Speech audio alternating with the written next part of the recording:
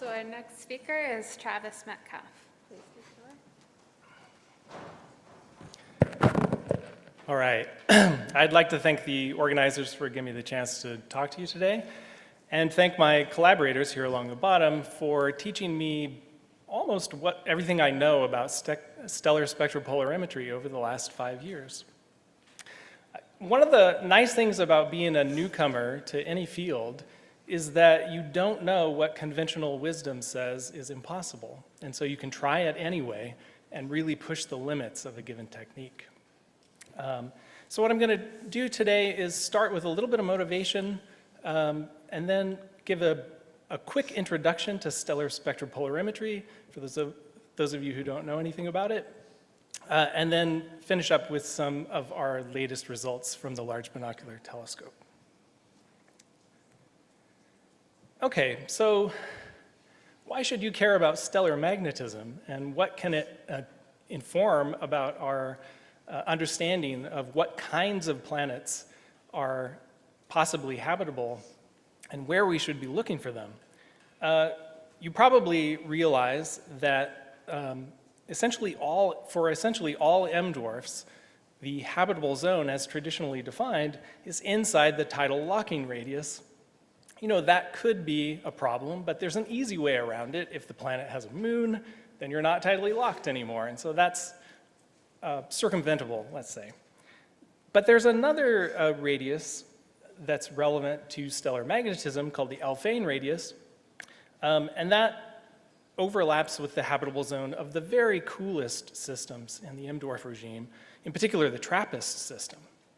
What this means, the Alfvén radius is basically where the stellar wind breaks free of the magnetic field, but from a practical standpoint, what it means is that if you're a rocky planet inside the habitable zone and you have a magnetic field, inside the Alfvén radius, that planetary magnetic field will connect directly with the stellar magnetic field, providing a direct line for space weather, charged particles, and radiation to pummel the surface.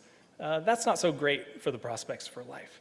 And so there's one reason why we might want to focus on earlier type stars, G and K stars, if we're interested in rocky habitable zone planets.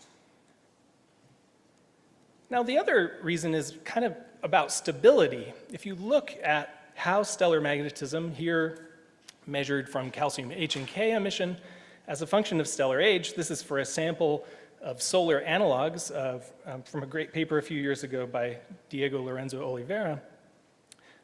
If you look at how the field strength changes over the lifetime of a typical sun-like star, in the first half of the main sequence, it changes by 400%, by a factor of 4, up to the age of the sun. But in the second half of the main sequence lifetime, it's relatively stable. It only changes by 40% over the second half. So in addition to just being a very dynamic environment where the stellar magnetism is changing quickly, the high levels of magnetic activity in that early stages coincides with more frequent and more energetic stellar flares and space weather, things that are not so great for life as well. And so from an age standpoint, the place where we ought to be looking for habitable zone planets in terms of stability is in the second half of the main sequence lifetime. So the argument here is basically old sun-like stars might be the sweet spot.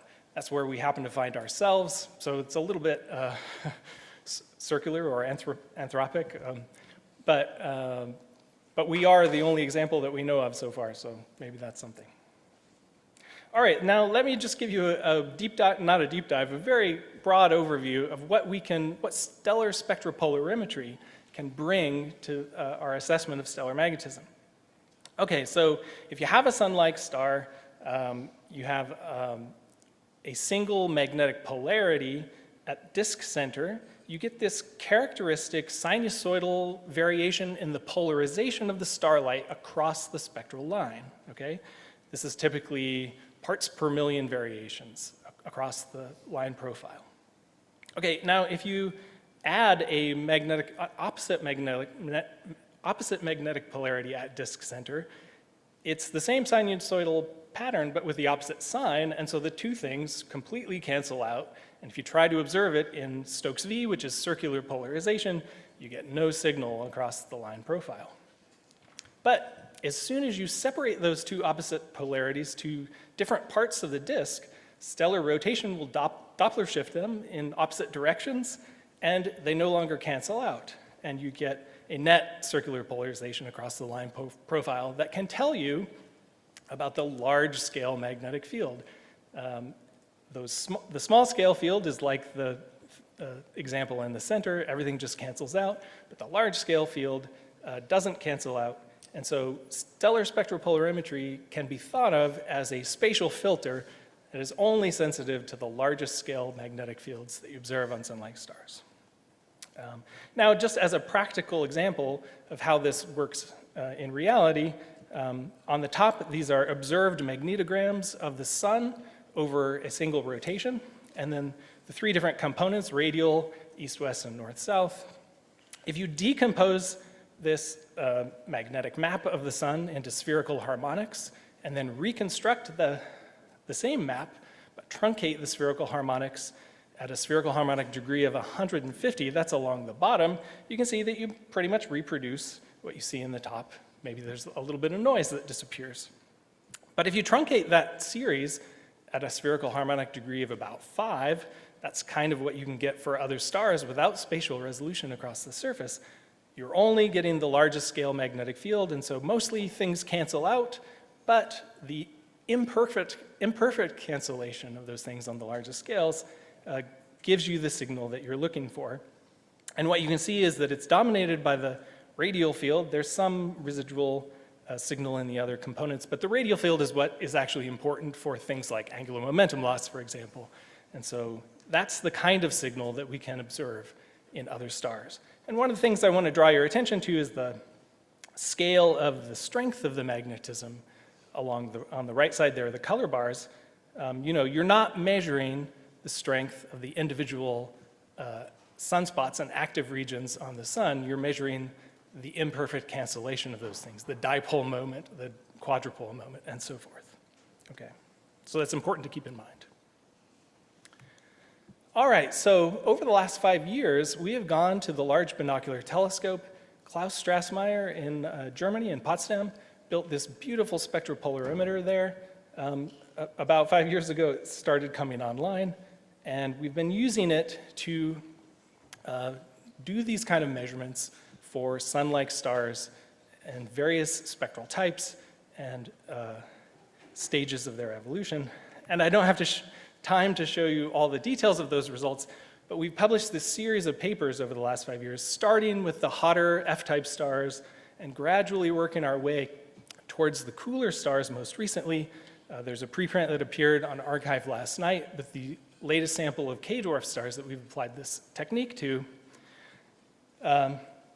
But basically, it gets harder and harder as you're working with cooler and more slowly rotating stars. The technique is more and more challenging.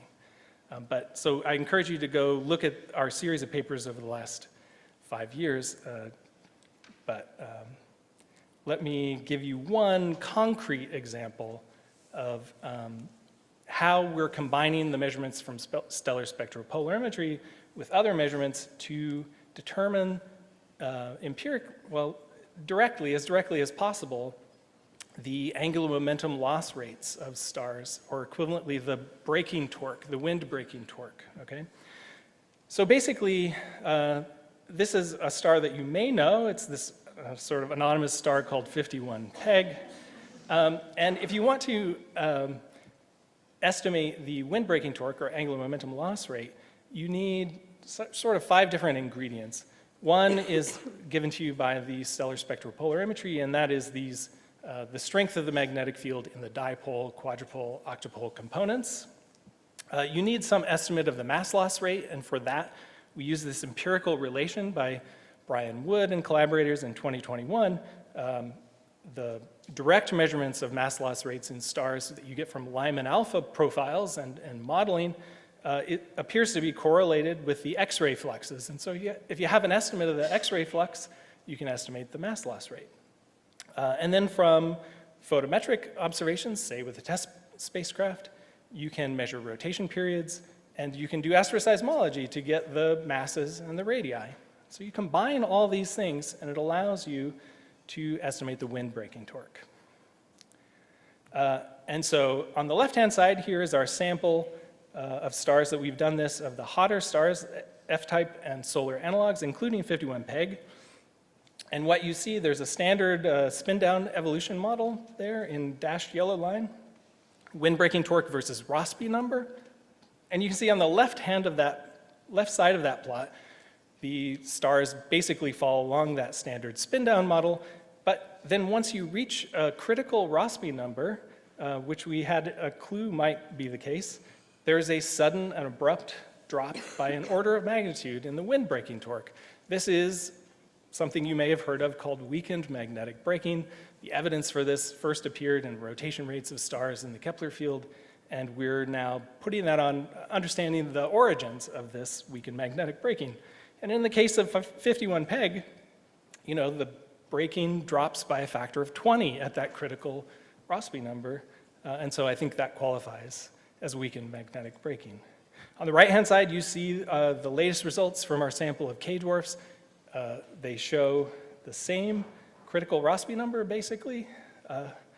And so the Rossby number does appear to be the thing that is predicting when magnetic braking transitions into this weakened state, probably due to a fundamental transition in the stellar dynamo at that Rossby number. It's brought about by the lack of Coriolis forces, basically. Okay, and so just to wrap up, the best available observations that we have suggest that this transition in the sun began around the time, well, a few 100 million years ago, around the same time as life emerged from the oceans onto land. You know, life's existed for billions of years on the Earth, but spent a lot of time underwater, well shielded from space weather. But it only emerged onto land around the time that weakened magnetic braking kicked in and brought us into this more stable regime. So something to think about. With that, I'll just put up my summary of conclusions and ask for your questions.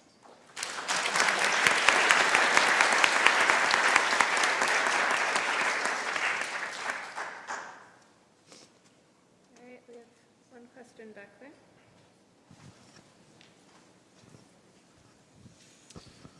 Thanks for the talk. I have two questions. One is, could you just describe a little bit about what the data sequence takes, like how many spectra, how much of a rotation period you need to sample to get these observations? And then the second one, I was wondering if you could speak a little bit more about the relative contributions of the magnetic field versus the mass loss. I know that those things get stirred together into a torque, but what's doing what? Are they both changing, or is just one changing? Yeah, great question. So here's the case of 51 Peg.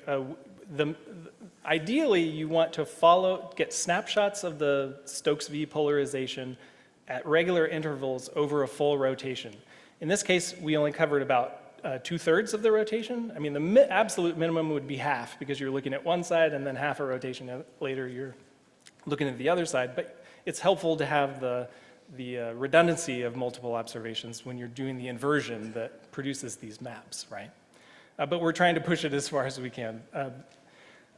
So ideally, maybe 8 observations over a stellar rotation is kind of what you need for these magnetic maps. In terms of the relative contributions of magnetic field and wind mass loss, that factor of 10 of weakened magnetic braking, it's roughly a factor of 3 from changes in the morphology of the magnetic field, and another factor of 3 from unexpected changes in the mass loss rate. Cool. And it's morphology of the magnetic field and not just overall strength? Yeah, it turns out that the dipole component of the magnetic field carries the vast majority of the angular momentum because it goes out to a larger radius. And so as soon as you weaken the dipole, more preferentially weaken the dipole, that's all you need to kick in weakened magnetic braking. So you can think of it as weakened Coriolis forces preventing the dynamo from organizing field on the largest spatial scales. Thanks.